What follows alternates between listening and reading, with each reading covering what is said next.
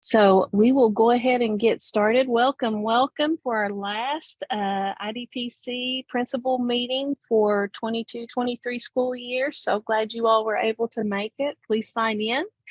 We'll go ahead and get started. And like I said, I'll keep dropping in the chat to sign in as more people get on. But want to go ahead and just remind you of our network. We are going to be recording this, and so it will be put in the folder along with the PowerPoint. Also, we will be having a feedback survey at the end for your ELA credit. So thank you so much for being here today. Our agenda today, we've got a lot going on. So we have first on the agenda with KDE, Division of Innovation, we have Sarah Snipes, Robin Hayden, and Robert Collins with us today. And we so appreciate you all taking the time to be with us today here virtually. And I will stop sharing and hand it over to Rob. All righty, Mary, thank you. Let me go ahead and pull this up. Good morning, everyone. Excited to see you all. This is my first time joining a KVEC meeting, so I feel a little bit at home as an Eastern Kentuckian myself. So thank you so much for allowing us to be here today as your kind of closeout to the year, and congrats for surviving the 2022-23 school year. Can you folks see my slides? Yep. Okay, perfect. Alrighty, so we'll keep this brief. We're just here to talk a little bit about the Kentucky Innovative Learning Network and discuss some of the things we've been doing and invite you to join if you're interested, and also to talk a little bit about some of the work our Division of Innovative Learning does. First, we'll start off with introductions. My name's Rob Collins. I live and work in Greenup County. I've worked with KDE for a year now, and I manage the Kentucky Innovative Learning Network and also the Innovative Teacher Cohort that's an offshoot of that. And I'll let Robin and Sarah introduce themselves too. Thanks, Mary, for having us today. My name is Robin Hayden. This is my second year with KDE, and I am originally from Johnson County, and I was a Johnson County educator for about 15 years before my transition over into the Division of Innovation.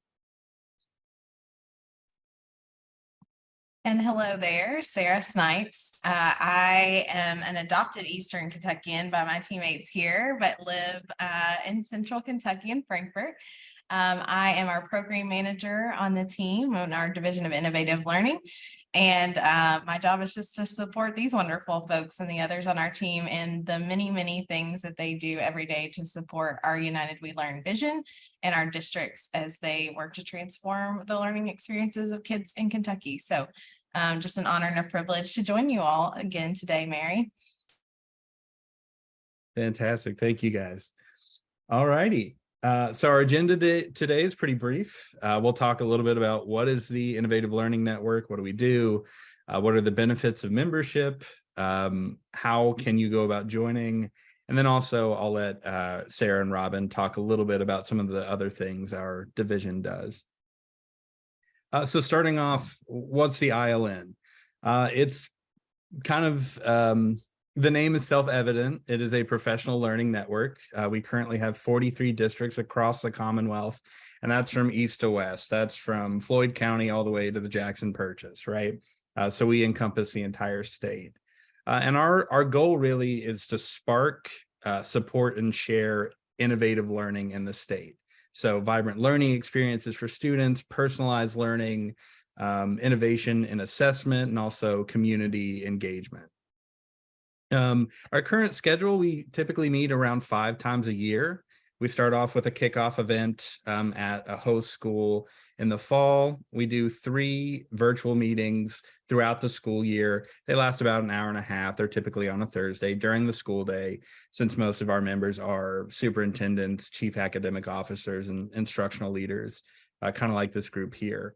And then we've started doing an exhibition in the early summer, which we're actually having our first one this year, and I'll invite you to that in just a moment. So what are the benefits to joining the ILN? There is access to competitive grant funding. So for example, we offer a travel grant each year to a number of districts to pick a model innovative school site to go and visit, to take some team members. For example, we've had several districts go to High Tech High in San Diego in California and other places around the US. We also offer a platform to showcase your innovative initiatives in your districts.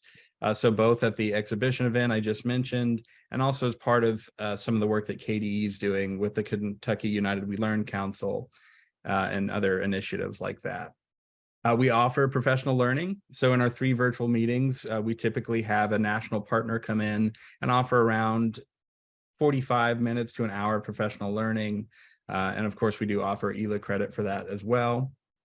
There's also opportunities for collaboration and support from fellow districts across the Commonwealth. So if your district is really interested in pushing the edge and being innovative, we'll connect you with other districts doing similar work. So you can talk a little bit about the challenges and hear from folks who've already done similar things. And also we offer opportunities to pilot KDE's newest initiatives. So the things that are really on the bleeding edge, that are really changing and transforming the student experience, we look to Innovative Learning Network districts first in KDE to really pilot those things across the state. So how can I join? It's pretty simple. All we require is a letter of commitment per school year. And that's typically signed by the superintendent who approves the district joining. And then there's a point of contact who kind of commits to join our meetings and share the work that they're doing. So districts who join commit to consistent attendance, active engagement, and then a willingness to share and collaborate. And now here's the fun part. If you're interested, I've made a quick Google form that just asks your name, email, district, and if you have any questions, you are more than welcome to scan this QR code to pull that up on your phone, or I'll send all this information to Mary afterward, and this will be available to you as well. I can say, as someone from Eastern Kentucky, so I live in Greenup, my family's from Hindman, we would love to see Eastern Kentucky more represented in this group, because there's some amazing stuff happening right here in our little corner of the state that doesn't always get looked at, but it deserves to, and we'd love to have your districts be part of that and really celebrate you. So there's also a bit.ly link you can check out. Oh, okay. I thought this was later. It's not. You're invited. So we are having our exhibition of innovation and learning on June 8th in Bullitt County. So that's just south of Louisville, for those of you not familiar. It's Thursday, June 8th. It's at Old Mill Elementary. It's a school that just opened in January this year. It's an absolutely beautiful space. And the event's going to include formal presentations of learning from districts that are really doing some of that innovative work with portraits of a learner, with community engagement and assessment. There's a poster presentation session, so you'll get to see from more districts and teachers in a more intimate setting. There's an interactive keynote from the Kentucky Student Voice team. We like to include students wherever we can, and these are some exceptional kids coming in to talk a little bit about our work. There's a student-led site visit, and of course, for your trouble, we're also offering 6 hours of ELA credit. And without further ado, so our members are transforming education for Kentucky students. You see kind of on the slide, these are all ILN districts and all ILN teachers that are doing some really amazing stuff.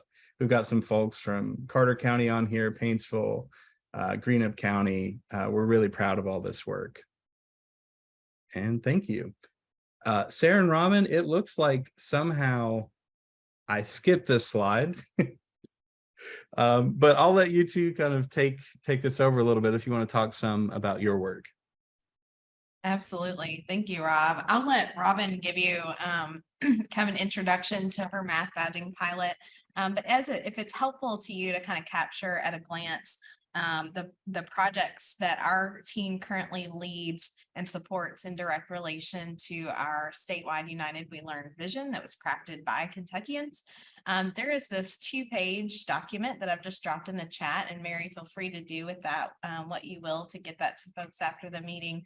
But it captures, hopefully in just a quick blurb, what our team is up to and the ways that we are currently supporting folks aligned to that statewide vision. So math badging is just one piece of that. So I'll let Robin jump in and talk to you, and I'll follow that up with some more about PBL and other opportunities. Thanks, Sarah. So as Rob mentioned, one of the benefits of being in the ILN is being able to be involved in some of the new and upcoming pilots that we have. And so one of the programs that I'm over is actually the math badging micro-credentialing pilot. And so this pilot is actually in partnership with XQ and SAP, Student Achievement Partners. And you probably know them from achievethecore.org. They have a great website with lots of different materials on there that you can use immediately in your classroom. So this pilot actually is based on the assessment piece. And one of the things that we're really focusing on is, instead of just a traditional multiple choice test that you give your students, this pilot really focuses on providing students with different opportunities for assessments. You know, one of the things that we talk in our classrooms is we need to really differentiate our instruction based on student level. But then we never talk about differentiating the assessment piece after we've done all the instruction. And so our pilot is focusing on Algebra 1, and we are actually providing students with multiple choices for assessment. We have a portfolio piece where students are going to gather evidence during their time, and they are going to write a reflection, and they are going to show how, well, at the beginning of this badge, I was really struggling in this areas, but using these artifacts and doing all these different one-on-one coaching sessions, maybe doing some, maybe even RTI, some peer feedback, I was able to show mastery of this badge. And here is my proof that shows that I've mastered this. We are also focusing on a performance assessment. And so we actually had our last monthly session on Tuesday, and we had Shelby Cole from SAP, and she really had our Algebra 1 teachers dive into what a performance-based assessment looks like. And we had such great feedback. And one of the teachers actually was like, I have really got to look at how I'm delivering this instruction in my classroom, and I'm going to have to change things up a little bit. And I told Sarah, I said, that is big for an algebra or for any educator to say, I may need to look at my instruction and change things to meet the needs of my students a little better. That's great self-reflection. And so we are actually meeting June 1 at the Origin Hotel in Lexington, and we are going to begin phase 3 of our Algebra 1 pilot program, and that's the implementation phase. So all of these Algebra 1 teachers who have spent the whole last year working on understanding what the math modeling cycle looks like, understanding actually how to kind of dive into those Algebra 1 standards and look at that deconstruction and actually see what's required of them. We're going to take these frameworks the beginning of the 23-24 school year, and we're going to actually implement those. So these students will be given, based on what this math standard is, whether it's a modeling or a portfolio piece, and they'll actually be implementing these assessments into their classroom this coming school year. So we are excited to see the feedback that we get from these Algebra 1 teachers about how the students are really kind of seeing success given a variety of ways to show mastery of that content. So if you want any additional information about the math badging micro-credentialing pilot, feel free to email me and we can set up a call, or I could just send you some more information on that as well.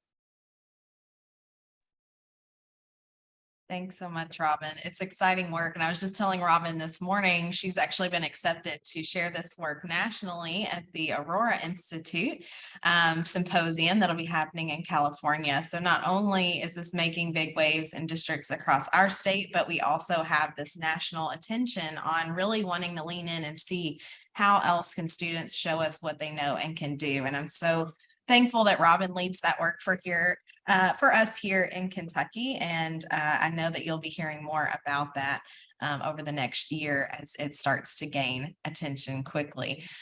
I also wanted to just provide a plug for another teammate of ours, Jody Dempsey, supports our project-based learning initiative across the state. You may be familiar or have heard about this, as it's been a pretty significant push from our commissioner.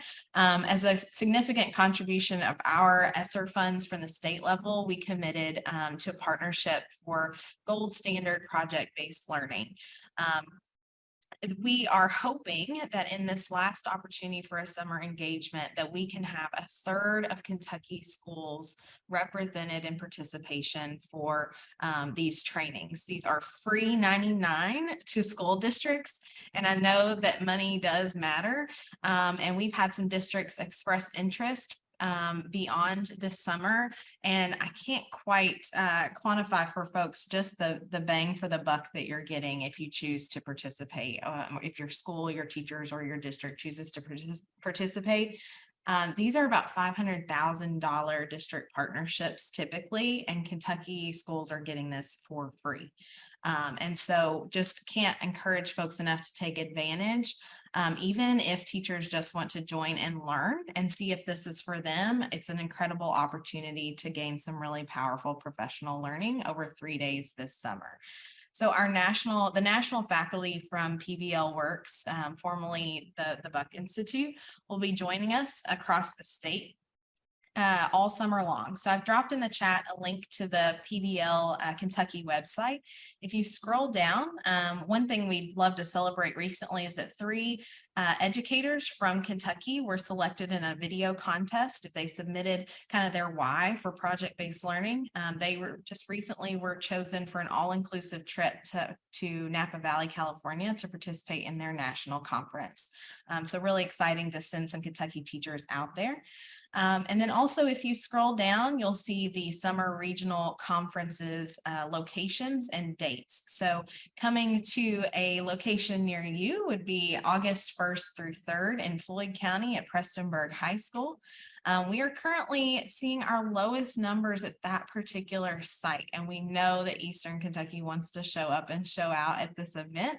And so anything that we can do to help support, if you would like to see specific information from PBL, they have gold standard design elements that quite honestly is just really good teaching.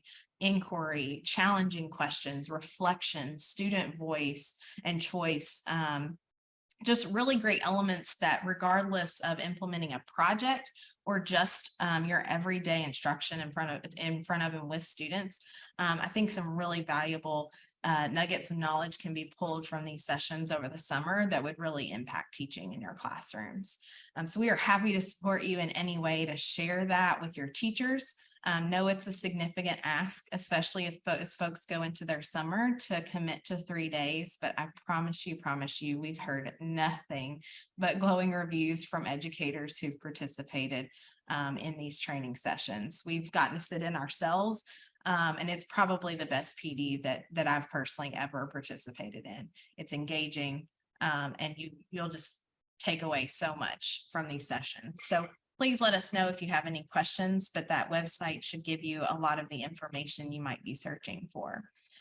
Another opportunity and something that we support on our team is local portrait of a learner development, as well as the statewide development. And as many of you may be aware, back in 2019, a group of Kentucky school districts who were thinking about what it means to have a meaningful diploma. So what does it mean for our students to graduate prepared for life beyond the K-12 system? They really reached out to their communities and came up with a set of competencies, those knowledge, skills, and mindsets that they thought all kids in their community should have by the time they graduate. And we brought those folks to the table and they designed what is now our statewide portrait. So based on local design, we now have a state portrait just to encourage and model for districts what we hope they'll pursue on their own. And so we've created, with Robin's help, there is a list on our website now. I've dropped that in the chat as well, of current district portraits of a learner that exist across the Commonwealth. And we hope that that's helpful for any school districts who are beginning their journey or just want to learn more and see examples of what's happening out in communities across the state. We're adding to this every day. And in fact, if you do not see your community on there and know that you're engaged in developing a local portrait, there is a link on that same page to a local portrait of a learner implementation survey, or you could just simply email me to let me know that you would love to see your community added to this list. We are going to share some information at the upcoming board meeting, the KVE meeting. And we hope to have some resources coming to school districts soon, like performance outcomes and indicators that will help districts understand and teachers understand what does it look like to be a creative contributor at 2nd, 5th, 8th, and 12th grades. So we hope that that is a supportive resource to districts in their journey. And we'll also have an FAQ document that also helps folks understand, is this mandated? Do we have to adopt a statewide portrait? Can we pursue our own?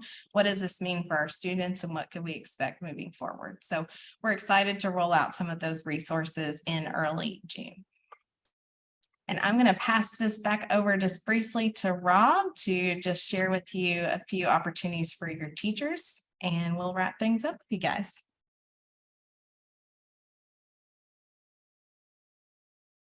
Sorry, I'm struggling to find the unmute button. Okay, so essentially our team's involved in a lot of stuff at the state level and in really trying to push transformative initiatives across the state. So I do want to mention one last thing that we do offer for teachers in the Innovative Learning Network, and that's our Innovative Teacher Fellowship. So we started our first cohort this year, and they have been involved in some powerful projects really around that Kentucky United We Learn vision. We select 10 teachers each year from our districts. They will be highlighted at the June exhibition if you'd like to see some of their work. It's another way that we engage not only administrators in your districts, but we engage teachers as well. We know that teachers are the most important factor in student learning. So we like to give them the stage too. And without further ado, thank you. Y'all, we're so appreciative that you've given us this time today. And we really hope that you consider joining our network and getting involved in some of the work we do. So thanks. Well, so glad you all had the time to be with us today. Thank you all, Sarah, Robin, and Rob. Appreciate it. And I was glad, Rob, you said where you were from, because that was going to be one of my questions for you, where you were from. You said Eastern Kentucky. I didn't know that. Does anybody have any questions or anything that they want to ask? You can drop it in the chat. You feel free to unmute and ask any questions that you would have for our awesome team. We have in, Paintsville, Melanie Ramey, Paintsville Independent. She is a member of the the Innovative Teacher Cohort. I dropped the link there, Mary. It's the wrong link. It won't let me share her spotlight right now, but I'll work on it. But okay. The link that is there are some great local Kentucky examples of PBL in action. So feel free to check that awesome out. Okay. We have in the chat, the website shows the PBL School Leader Network registration is closed. Will there be another opportunity for this session? Dana, there are ongoing, so all school leader networks are currently operating. But don't let that deter you from jumping into an existing network series. So KVEC has Mhm. their own cohort that is launched and does meet on a regular basis. So I can make sure that Mary has that information to get you that upcoming meeting invitation. But school leaders, teachers, and district leaders, everyone and anyone is welcome to attend those summer sessions regardless of their role. And you can also participate outside of your region. So if another date works better for you, feel free to explore that. Yes. Thank you. Yes, Dana, if there's any, we have them on the PL calendar. If there's any that you're really wanting to attend, ours is virtual, so you are can join it in district. But there also are some others that are in person that might be closer to you in Ashland. Did you get the spotlight? Nope, didn't work for me. No luck today. Okay, Rob, No. you're better than I am with this. I'll work on it. We'll see what I can manage. All right. Would you be able to put a link for me? You can email it or drop it in the chat, and we can. I'll add it to the PowerPoint so that they can just click on the slide in the PowerPoint when I put it in our drive for them. So if you don't care to do that, that would be awesome. Absolutely. Thank you. If nobody else has any questions, we sure appreciate you all taking the time to be with us today and to share a lot of the great things going on with your division. So thank you so much. If no other questions, I guess we'll move on in our agenda, but appreciate all of your time today. Thank you all. Thank you, Mary. Thank y'all. Thank you so much. I'll go back to sharing my screen. All right, looks like you all can see it. I hope.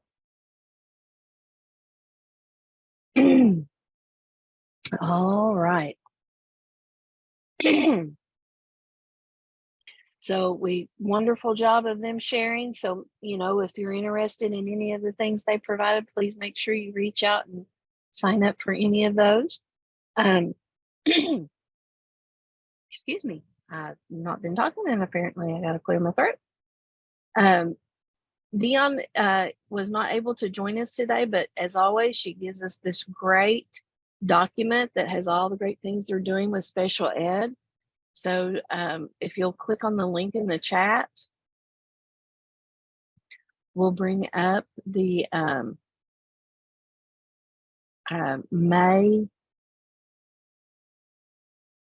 information. I'll pull it over here so you all can see it. You can see the Summer Institute that they have for special education teachers. Keep in mind, on the second day of that, they're going to have Rick Fisher there that's going to be sharing some great information related to the Thoughtful Classroom with Dr. Harvey Silver and some of those great tools that teachers can just take and utilize immediately in the classroom. Just wonderful information they'll get shared there. We do have our new Teacher Institute will be July 26th. And so the registration link is here. So keep that in mind. If you have your new teachers, we are looking at maybe thinking of offering something additional at a later time because some of you will not have your new teachers at that time. So we'll get back with you on that and send an email. The Paraeducator Conference, please make sure you make use of that. That is a wonderful opportunity for your paraeducators to be able to come and have some great sessions for them to be able to attend, designated for them for some learning before the school year starts. They have some STAR trainings, and so the flyer there for you all to be aware of. So some great information's going on there. Links training flyer, that's Links Assessment and Instruction for Independence extension of STAR for middle and high school students for you all to have access to. And then also there's SOLAR, which is the social learning and emotional regulation training that accompanies STAR for autism support training. So just making sure that you all are aware. They have a great site that has all kinds of wonderful trainings, recordings for you all to be able to attend.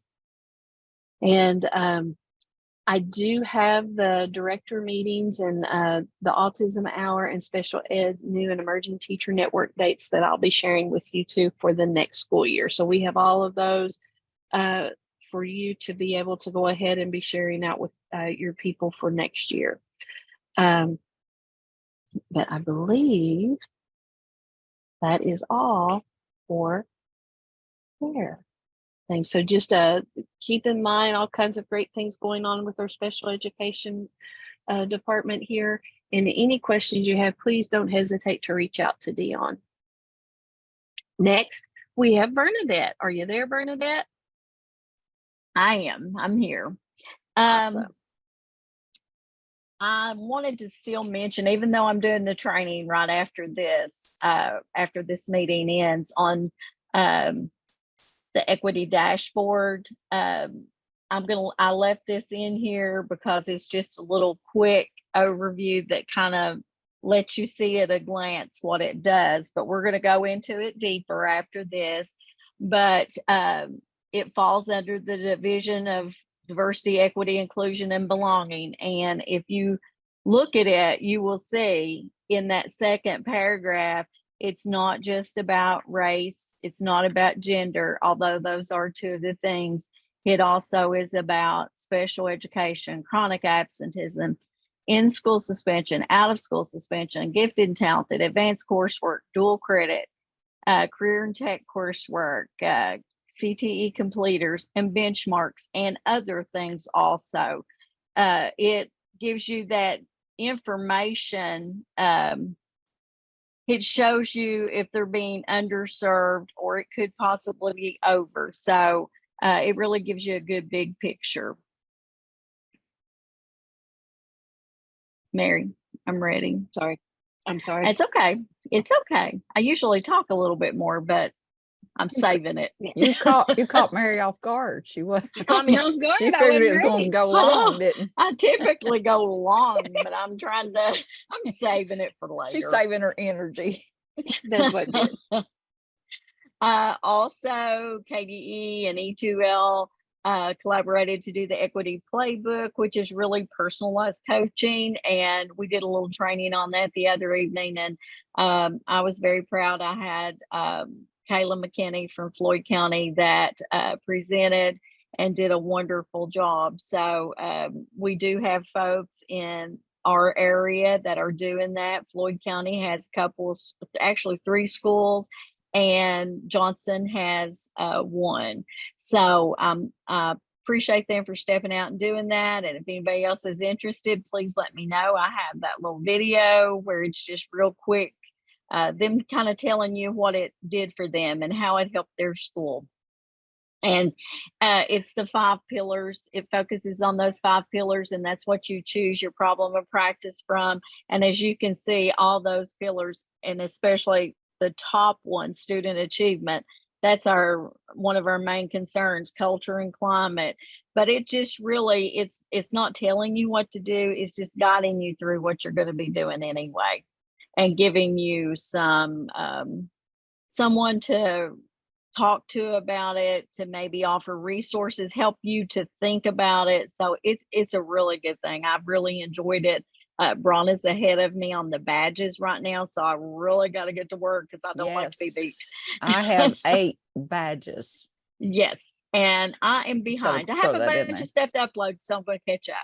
But if you have any questions on that, please let me know, and I can send you that little video, just a real quick little overview of it. Hey, Mary. Hey, Bern, I will say this before you get off the coaching.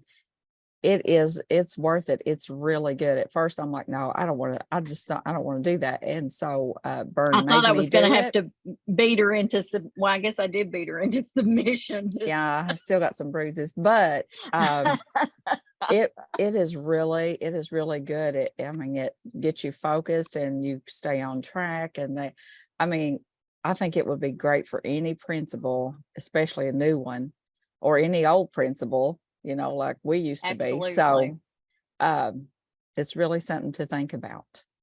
And, so many times we hire coaches for our districts, and we send them in without any training. So they really don't know how to coach. And we've been reading a book about this, and it's like, with this, it's a guide, and it's not about, as a principal, I guess sometimes I did more telling than maybe coaching. I felt like I was coaching them, but I think now looking at this, and there are times we have to do that. I'm not saying that, but to get them to that point, there are times that we can coach them like we're doing right now, just with, someone that you can hash it out with, and talk to about it and offer suggestions.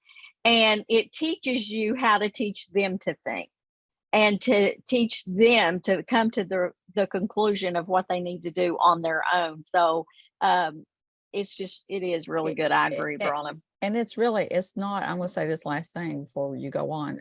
It's not anything added to you. No, because I know teachers and principals, dear Lord, you have so much, but it's not added, but it helps you through what you're already doing.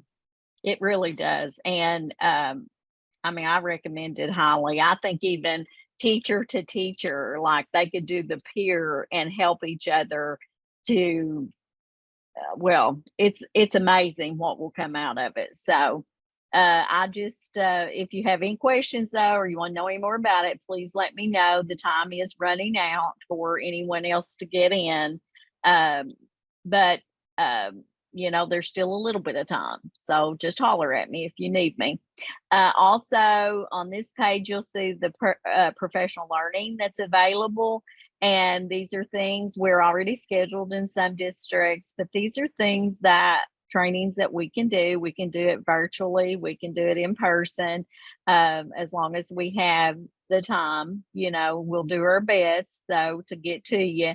And the cultivating opportunity, I did some of that with you all, the power of courage and connection. And to me, that one really brings it all.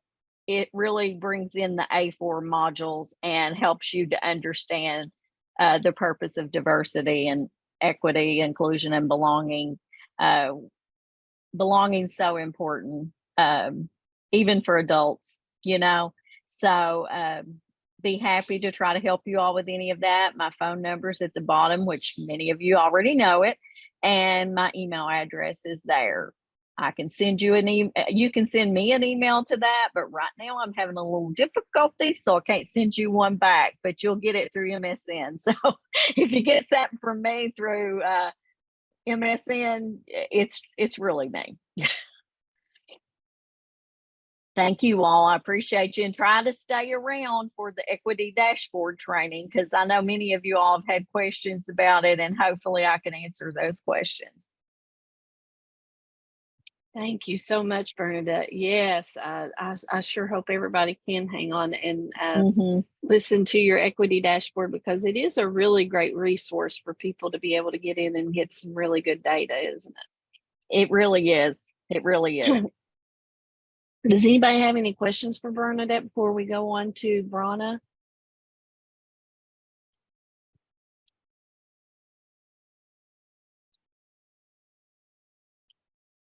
Thanks, guys.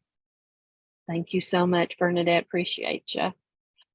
We'll go on to the next on the list is Bronna. So glad to have her here today and to share some of the great things going on with SEL and new teachers. Thank you. Okay, I tried to get a little fancy with my slides, so might not have worked out that well. But anyway, I have got the new teacher cadre. We're meeting this afternoon, 3:30, and I'm going to be doing responsible decision making, the 5th component for SEL from Castle. So anytime you want that, any of the 5 components or the whole shebang, I can do that for you. We still have time for new teacher induction grant. It ends the last day of September. So we still have time to do some stuff like that for that grant. And I'm planning to do a national speaker this summer one that will really boost the social emotional learning of the new teachers, for new teachers.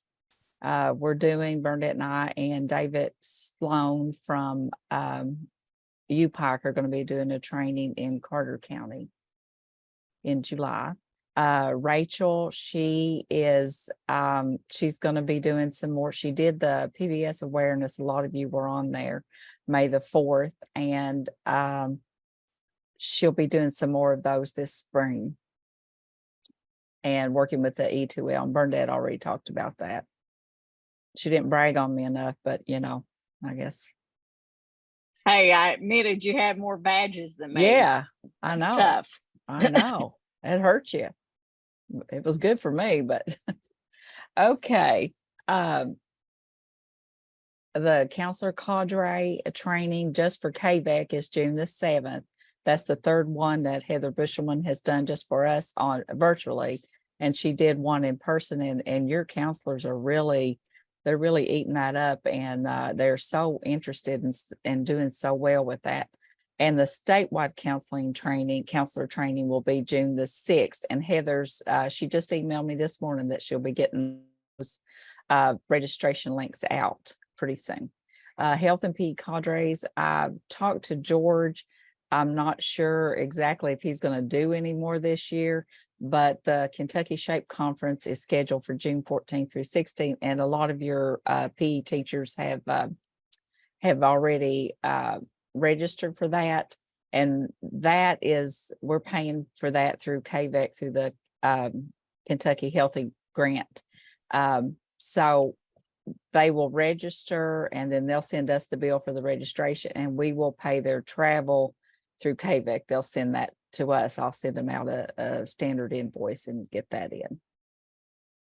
Like I said, we still have any kind of training opportunities or for new teachers. Okay, Mary. And this is Heather's, and I sent that out. I think we have 10 people registered for virtual for June the 7th. I'm going to send it out again. And so if if your counselors aren't aware of it, you can ask them, have you gotten that registration? If you want them to do it, it's really good. And it only lasts an hour and a half. I tell you, if they're not doing this, they are missing out, because they have the opportunity with Heather to ask specific questions, and she will provide them with resources. And she's so down to earth, whatever. You don't have to worry about what you're asking. I mean, she wants to help. She's come from a counseling background, and that's her passion. And she is. And the beauty is she hasn't been out of it that long. So she still has all that knowledge. And she is giving them like a toolbox of things they can do, things they can't do, how they should do things, how they shouldn't do things. And, she knows the law. So really, it's really good. So I really would, and the state one too.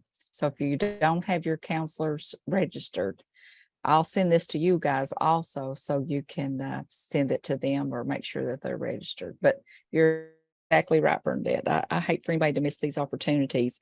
So next year we're going to try to do a counseling cadre monthly, and hopefully Heather can help us with that too. And it may be statewide, or through all the co-ops. I'm not sure yet. Okay. And these are just some of the trainings that we can do. And Bernadette already talked about them. So just let us know. And my email is down there, my phone number, and we can do in person or virtual. And that's it. Thank you all. Awesome. Any questions for Brana? Thank you so much, Brana. Appreciate you sharing today. They have all kinds of great information to share. Be sure to reach out to them and sign them up to help out with some trainings in your district. Next, we have, I'll wait just a second. I'm going to practice my wait time there. And see if anybody has any questions for either for you.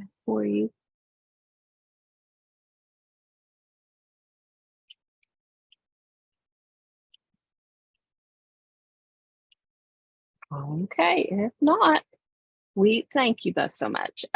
We'll go on to Kim Surgeon. Are you there? Can you hear me? I can hear you. I can hear you. Awesome. All right. We'll turn it over to Kim Surgeon. Awesome. She is in a district, and so she's taken time to join us today. We so appreciate you doing that. Thank you, and take it away, Kim.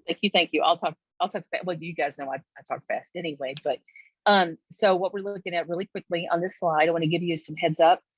In the next slide, I'm going to be talking about the new statute about the Teaching American Principles Act.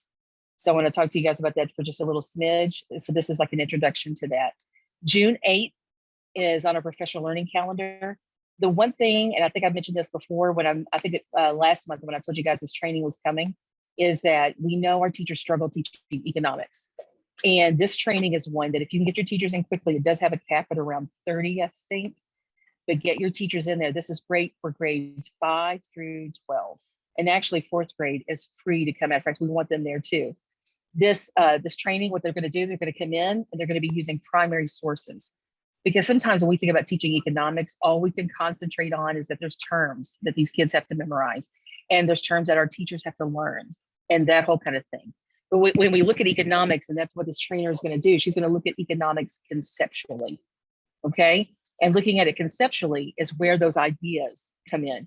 So I'm sorry, this is the war room, by the way. That's what we've called it. We've got charts and post-it notes everywhere. So they're just going to be walking behind me while they're working. Sorry about that. So anyway, so what's going to be great about this training is they're going to come in. The documents that they're going to be using come from the Teaching American Principles Act.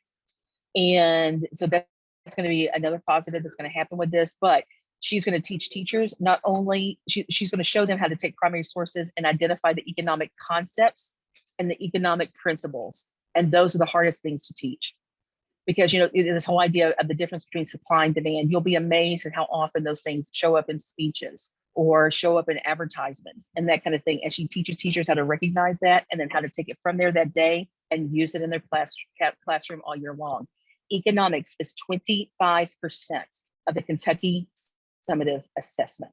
We cannot forget that. We cannot ignore it. So this is a huge, and we're also going to have one of these for K3, and that one's going to be virtual later on in the year. But right now, she's coming in to work with us as the Federal Reserve. If you want to know economics, that's a perfect place to go. This training is actually going to be held. Thank you, Floyd County. Floyd County Board of Education is letting us use their facility, their media center, and we're going to have a great lunch that day too. So I want to give that out to you guys. Speaking of, again, the Teaching American Principles Act, you guys will see on July 27th. This is really important to get your 8th through 12th grade teachers in there. Where it says race, gender, and equality, several of those documents, if you will look at that, address that. And these documents are going to be part of that training. What's great about these days with the Teaching American History Seminar Group is that they come in and they bring a historian, and we as teachers get to sit there all day long and be students. And that is so important. And I've mentioned to you guys numerous times before that when we teach inquiry, when you all see your teacher struggling sometimes, and there's a real problem into implementing inquiry, what it does is two things. One, it identifies the lack of student skill, but most importantly, it identifies the lack of teacher knowledge, content knowledge. So that's why every time you turn around, I'm hosting these Teaching American History seminars. They don't have world history ones, and I'm sorry. We're going to have to go to a different place. On July 28th, I'm going to be doing a session about developing KSA benchmarks for social studies. And as part of that, inquiry will be built in. So that's going to be on July 28th. And then we have another, sometime in August or early September, we will have another Teaching American History one. And that one is a biggie, you guys, because 5th grade is going to want to be there for that. Thank you, Mary. I'm going to drop that in. That my intent was to drop that in the chat, you all. Sorry about that. Quite all right. I didn't miss a beat.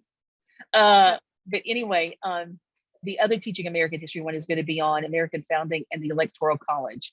You will have 5th through 12th grade that will want to be there for that one, because that is another one of those civics concepts that's really complicated, and and especially just helping people understand what that is and everything.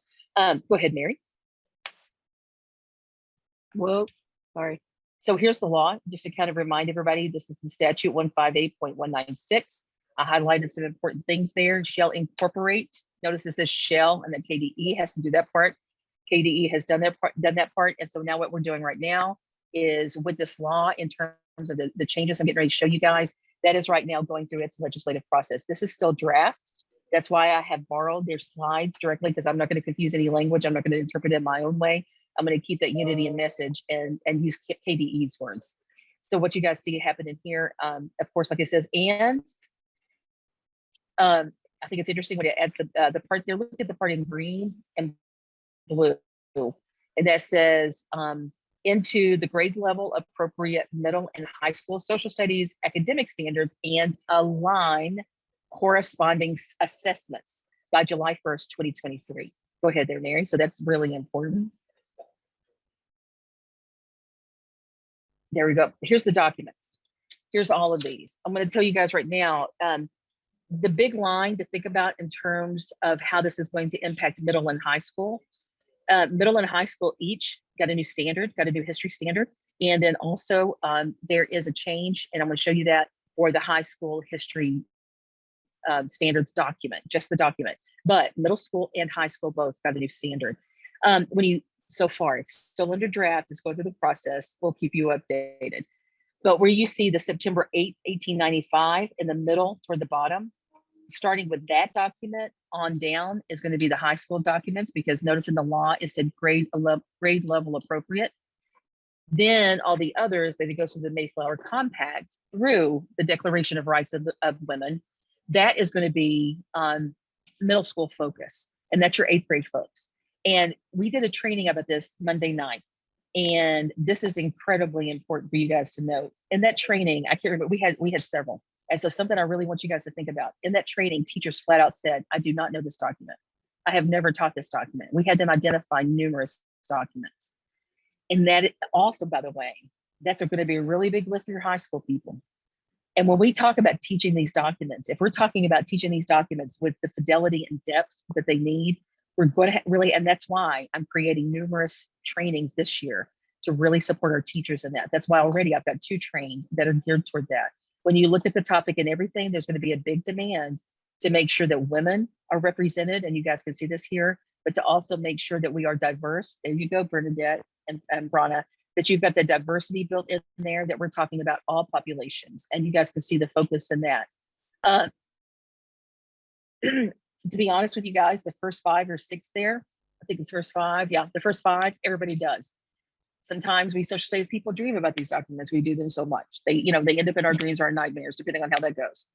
But when you look at the 6th, thank you, Mary, I needed that. But when you look at the 6th one there, the James Madison, his speech regarding the Constitution of the United States in 1789, yeah, that's not a document that we've done every day. And that is even a document that 5th grade could do. So that is a document that we're going to be having a training on soon, because several teachers in that training identified that they did not teach that document and were not even aware of it. Okay, Mary. And also, to give you another point, by the way, notice how there was 2 or 3 Supreme Court cases on there. We're going to have one session that are just going to be about landmark Supreme Court cases, and there's all 3 of those. And we think that if you just mention the Supreme Court case, you're done. No, you have to display an understanding, not only of the record, in other words, understanding the standing of the standing of the Supreme Court decision, but you also have to understand the dissent as part of that. And in understanding the dissent, there's some concepts in there. So we're going to support those teachers in teaching that. Okay, go ahead. And then, so you guys can see, so here's the 8th grade standard, the new standard so far in draft. Analyze the impact of fundamental documents and speeches on the development of the United States from 1600 to 1877. So in other words, these documents are going to range all the way through the 1600 to 1877 time period, according to the theme of 8th grade. So that's really important. Go ahead there, Mary. Now you'll see how long the middle school list is there and how short the high school one is, but you've got to remember that these are according to the theme and the date of the standards for that grade level. So in high school, because we start with 1877, and you guys, now notice how 8th grade was analyze, but high school is evaluate. So again, I'm not going to talk about this with all of you guys, but when we meet with our teachers, we're going to really be talking about the difference between those 2 verbs. Evaluate is a much higher level. There are multiple steps in evaluating something. Sometimes we want to say evaluate is just a couple of verbs and stick it up there as one of the power verbs. When we start thinking about evaluating social studies, there's multiple steps within that. Okay, go ahead, Mary. So just keep your eyes out, and we're going to make sure that and Mary always has, you know, when she has these sessions, she's always going to show you guys the professional learning calendar, and always going to keep those things updated. And she's going to be sending them out to you guys, and just, you know, keep online for that, I guess. All right. And then the last thing to kind of make you guys familiar with, one thing that was always a bit of a disadvantage for our high school teachers is that we had a whole separate, I say we, that's what I was, or am. So we had a whole separate document that we had to go get for our disciplinary clarifications, while K-8 had their disciplinary clarifications built into the standard. One of the decisions of the AP Council and the RD and the RC Council was the Review and Development Committee. What we did when they looked at this is they said, we recommend that this be a change. This was a change that I recommended internally to myself 3 years ago when the standards came out. This would have been really nice for high school teachers, because it's not that it's cumbersome, but when you have to go into 2 different documents, how often are you going to get to go into the other document? And go ahead there, Mary, click it. And I think our last slide. Yep. Our writing in the social studies is about 75% a go right now. We're in the process of working on that. That's going to be in September. That's going to be a biggie. When I talked to the trainer the other day, we are talking about the possibility of having anywhere from 30 to 50, but there's going to have to be a cap right there. We don't know if it's going to be 30 to 40 or 30 to 50. So we're waiting to hear back, you know, from him and everything. And then of course, in terms of equity and access, that's looking at our special populations. Going to be doing a ton of stuff of that in the fall, and I'm going to be doing it virtually for teachers to come in, really talking about how to take these sources and make them palatable to all students, and most importantly, accessible and equitable to all students. And then just other supports that I have available. If you guys, like, you know, like right now I'm in the war room in the district. We are in the process of creating pacing guides, and we're writing our first unit. This is the stuff I live for. I'll get up 2 hours earlier in the morning just to get to go and do this. So I love it, love it, love it. But listen, thank you all so much. If there's anything I can do, and by the way, those of you that had teachers that applied to the Center for Civic Education grant, you're going to be notified in the next 2 days, definitely, probably Friday, and definitely by Monday. Okay. So we'll be letting those teachers know, and congratulations that they did this. Those teachers are going to be forever different because of this experience, and it's going to impact your district. So thank you so much. Thank you, Kim. Appreciate you jumping on while you're out in the district there with us. Thank you so much.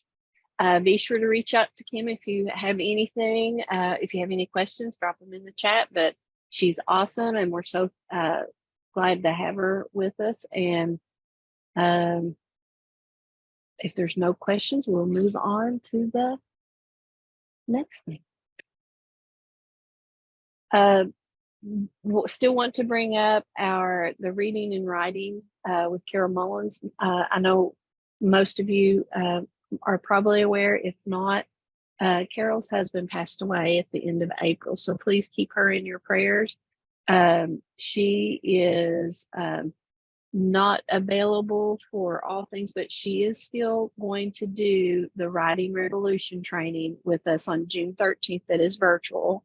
And this is just to give an introduction to the Writing Revolution. So if you are interested, be sure I do have to try to make it to where you have access to these particular slides. Let's see, where did I put that? Right here they are. Just some, I did a PDF of these slides so that you all could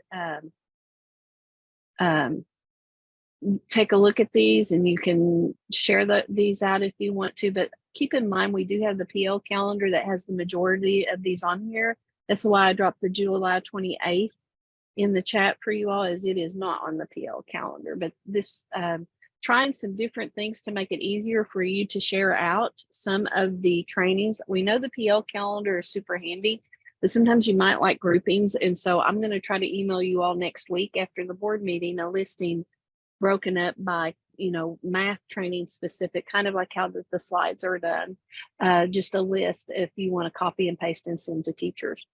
Another training Carol's going to be doing for us is June 20th. And once again, it's virtual, 9 to noon, 3 hours. And this is all about clarifying the Kentucky academic standards for reading and writing. It's a really good training, great for any teacher, but if you have some new teachers, definitely would be good for them to attend. But she does such a wonderful job with her trainings. And then we also are going to be providing that for well, what happened there? Oh, I clicked on the slide. I do that. I'm sorry, guys. So we also are offering that for grades 6 through 12. So Carol will be doing on June 22nd, virtually 9 to noon, a reading, writing training for grades 6 through 12. We also have on July 10th, Math Nation is going to be here in person, but still people can attend virtually if they want to.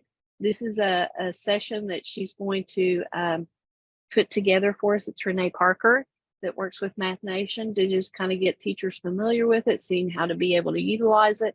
Would recommend if they can come in person, always feel that that is a better experience, but if that's just not possible, virtual is an option for this. Well, this is new. This has not been put out, so just be aware. We are going to do a training, Stephanie Kidd and I are, on the Math Instructional Resources Consumer Guide that was released this past month. And so we're going to go through and just share that with you all. If you have any questions on it for us to be able to help you with, but there's a registration link there for that training that we're going to do. That's June 23rd, 2 hours, and that will be virtual.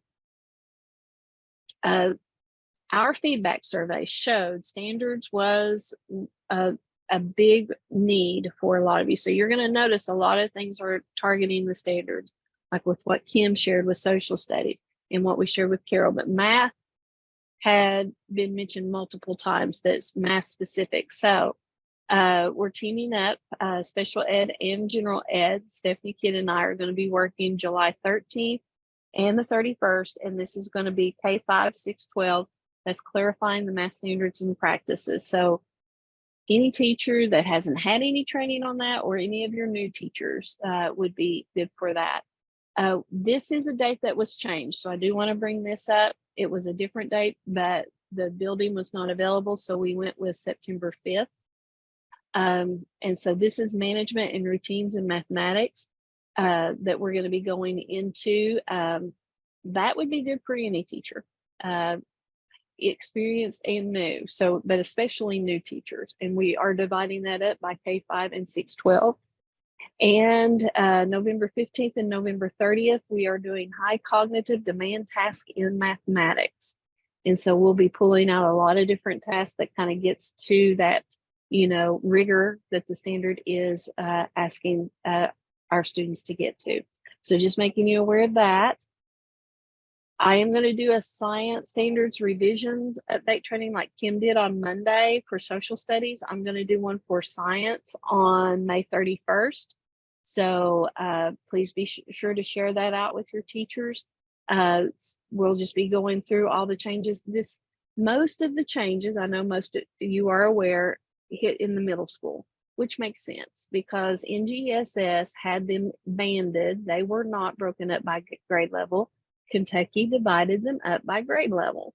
Well, after so many years, 6 years of having them, they saw some of them didn't fit. So they did some shifting and moving of those. And so that's where a lot of the changes happened in the revisions. So just want to make sure to go over that and share some, I'll share some resources as well in that training. If the standards are printed out and in final form, I will be sure to get anyone who attends a color printed copy of the new standards when they're available. So just want to make sure that you're aware we will print a colored copy for all participants to have of the new standards. But I may not can do it if they're not available, and I don't want to print them if they're in draft form. So if they're not available at the time of the training, I will get them to your districts somehow. We'll get them there. Next, of course, we got Todd Whitaker. Last time I checked, did not check this morning, but we're at 400 registered for Todd Whitaker. So be sure if your teachers are not aware, or if you want an updated list of who is registered, let me know from your district. I can get you that information just so that you know who is attending. MTSS, we have several trainings. Megan Martin is going to be presenting some great trainings June 2nd, virtual. We're going to have what are restorative practices and why do we need them?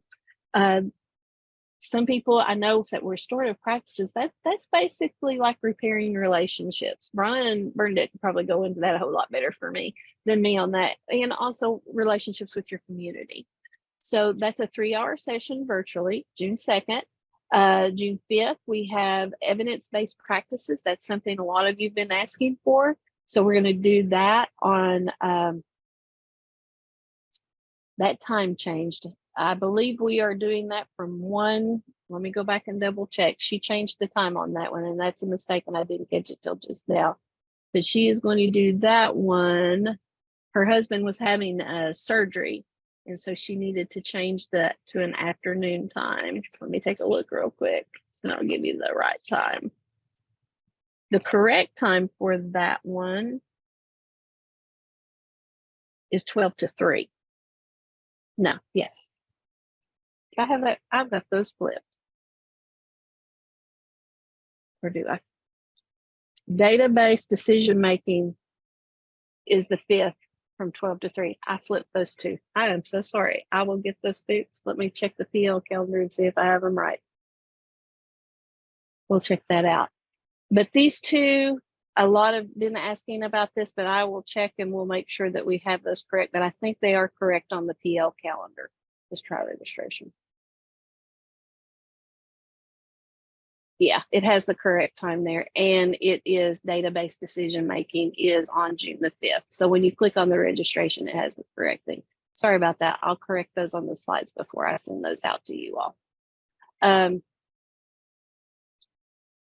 Another one that seems like a really good one that a lot of you would be interested in, and same thing with your counselors. You might want to share this with your counselors. July 21st, 9 to 3. This is hybrid, so if they want to come in person, they're more than welcome to, but it's school mental health. Our kids are struggling. Where do we start? So making sure of that. And there is going to be an intervention series starting in the fall in August. And so that registration link is not, when you register for this, you're registering for all 5. Does not mean you have to attend all 5, but you will get the Zoom link for all 5 of those sessions.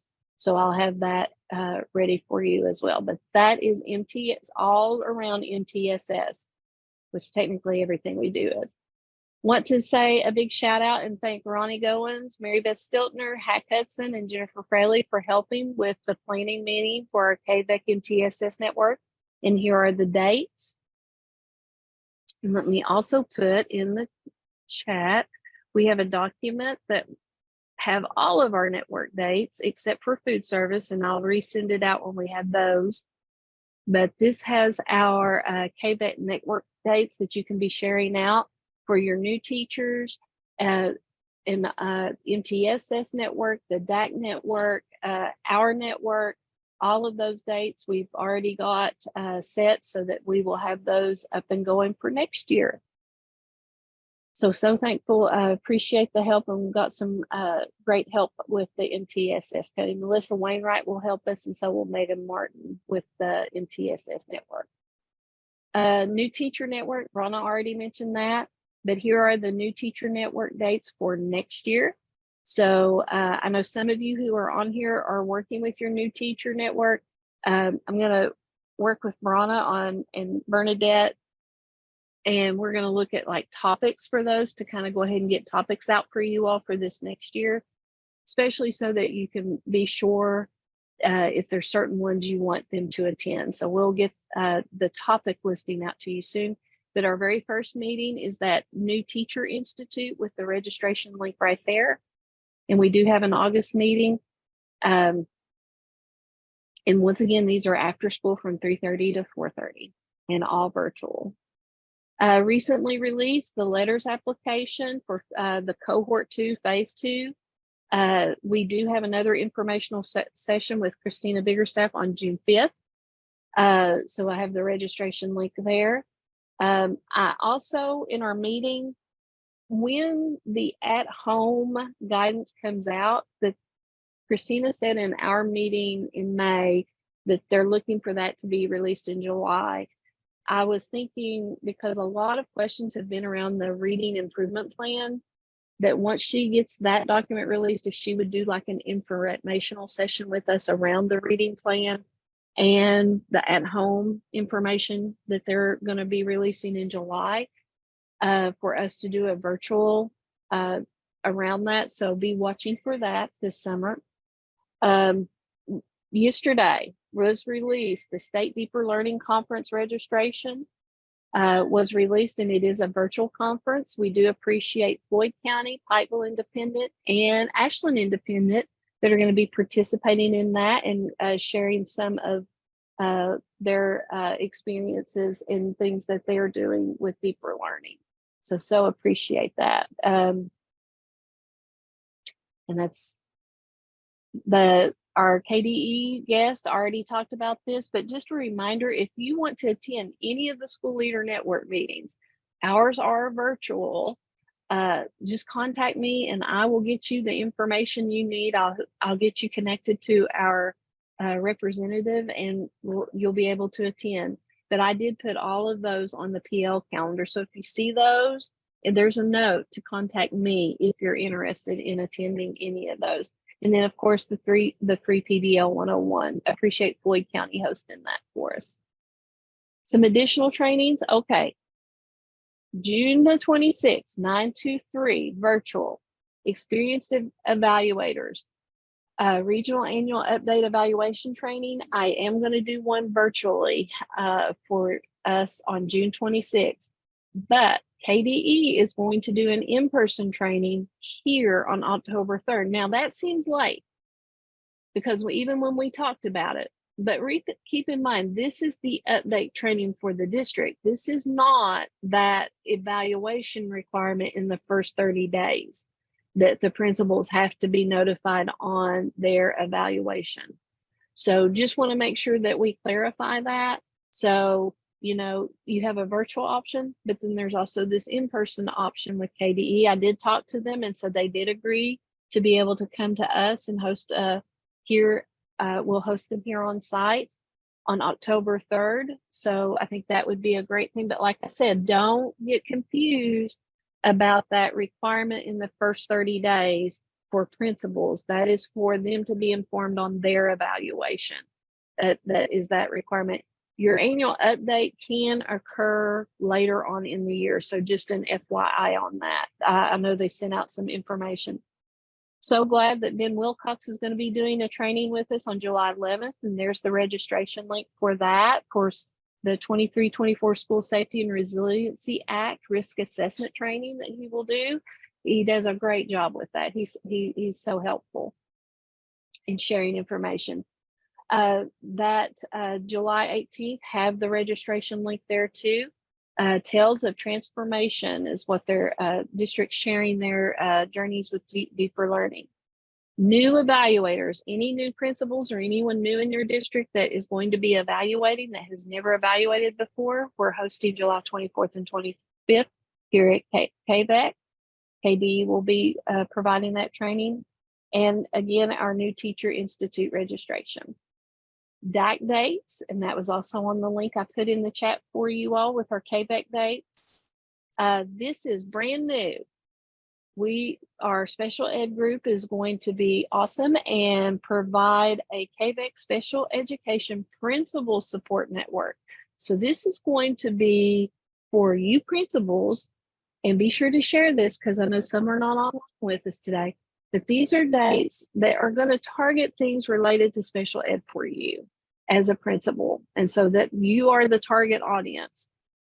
District people are welcome to attend too. District admin, you are welcome to be here. But really wanted to do something focused with that. So you see the dates. I do want to highlight that November 29th is going to be Teresa Combs. So you're even going to have legal be helping with that and talking around behavior and discipline. So that'll be really good, especially for some of our new principals as well. So here are our meeting dates for this next year. How are we doing on time? Oh, okay. All right. Notice there is not a December meeting date because it's right there around for us to have a Christmas break. So really didn't want to have it at that time. But you'll notice we have ones for each of the other months, and we'll be meeting from August to May. I will send out calendar invites with those for you all as well. Also with the new Teacher Institute, I did want to mention something with that. If you want to just send me a list of teachers that you want me to, with their emails, to share with them the Zoom link to attend, instead of having to go and register each teacher, if you'll just send me a list, we will add them to a list and share that new Teacher Institute. So if, and I'll contact each district and just let you know if that's what you want to do. I'll send an email with a reminder for that as well. Don't forget our PL calendar and our Padlet. If you take a look at it, there's all kinds of things listed on it, more things coming out each week with the commissioner's emails. And then of course our instructional administrators folder, which I'll drop this PowerPoint with the corrections in it for you later today. I'll get that done right after our meeting.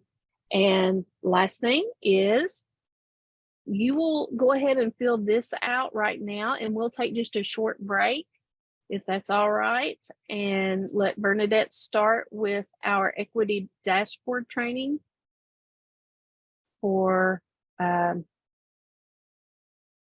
11. Is that okay, Bernadette? Just start at 11, let them have like a few minute break to go stretch their legs. Yeah, that's fine. Is that fine? Is that all right with everybody else? I dropped the link in the chat for the ELA credit too, if you don't have your phone handy to be able to do the QR code. It should have some pre-filled links for you. We will take a little break so you can just take it. Most of you have your camera off anyway, but we will come back at 11 sharp and get started on equity dashboard, unless And you'll do this again, so you will get another hour of ELA credit. So